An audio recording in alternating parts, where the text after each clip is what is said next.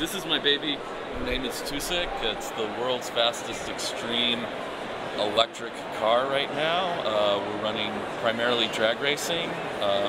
It's built kind of to do a lot of different things. Right now we have the batteries over the rear wheels for drag racing. We'll move them to the front when we go to autocross. It's insanely fast. I haven't actually had it over 65% power, 65% it lifts. If I've got a warm day, it'll actually pop a wheelie at that point. We generally run racing slicks and wheelie bars. We absolutely crush all the street racers. How do they feel about that? Well, one guy came up to me and he was like, I can't believe I get crushed by a hippie. And I'm like, no, Daytona, not a bug. Right. So it was like, you know, we talked for a while after that, and it was, it's good. It's interesting, something different. And, I mean, I was racing Mustang Cobra, and my electronics detected a problem, so it shut off right after the halfway point, and I still crossed the finish line first. So, I mean, it's so fun to drive. Yeah. 65% of the output power, you said you've gotten up to. What kind of speeds are we talking about at that level? At 65%, I'd be over 100 miles per hour in a quarter mile. I was on an eighth mile track, so I'm at like 87 miles per hour on the eighth mile right now. I mean, the top speed should be somewhere around 150 miles per hour. And all of the testing we're doing at lower power, doing the computations, it's all very conservative estimates. It really, I mean, it's always nice when the numbers work out, and when they work out better than you thought. It's just like, yes! You said this has been 20 years in the making. Okay. What our readers, a lot of our readers are pretty savvy as far as, following people who do conversions or at least knowing a lot about the technology. Go ahead and geek out for them for a little while. Okay, well, about 20 years ago, there was an article in Popular Science about hydrocarbon fuel cells.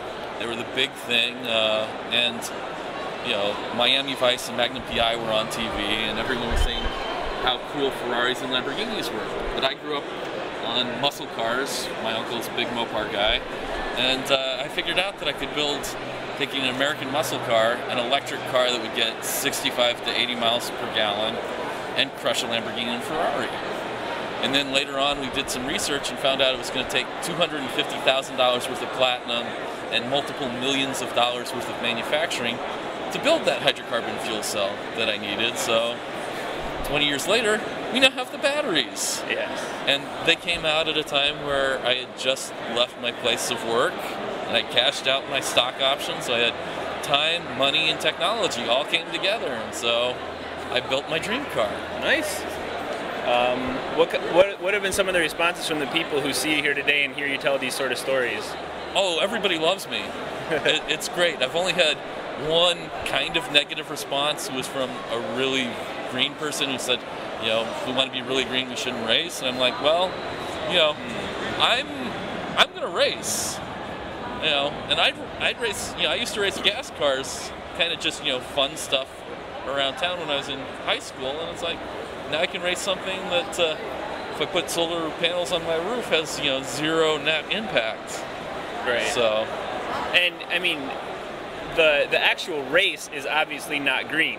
There's no reason for cars to go just in a straight line or just in a circle. But the technology that goes into those cars, trickles down to other cars. Right. I mean, I think there's a lot of very sensible ways to defend racing, aside from just that it's fun. I mean, there's a whole bunch that you're learning and you're doing as promotion outreach here. Right. So. And the other thing is, everybody at the races I go to says, hey, that's a really sexy car, and it just crushed everybody. So maybe there's something to these electric cars, and maybe, I've got some people who are looking at building purely autocross cars, and a few things who have just met me racing. So it's really exciting, and I'm doing the evangelizing with the capital EV, and in the meantime, I have a car that's more beautiful than I thought I'd ever own, and just insanely powerful, but really efficient when I'm driving around town. It costs me 2 cents per mile at the top electrical rates, and it's going to go to half a cent a mile when I get the new meter on and charge it at night. So the smart meter. Yeah.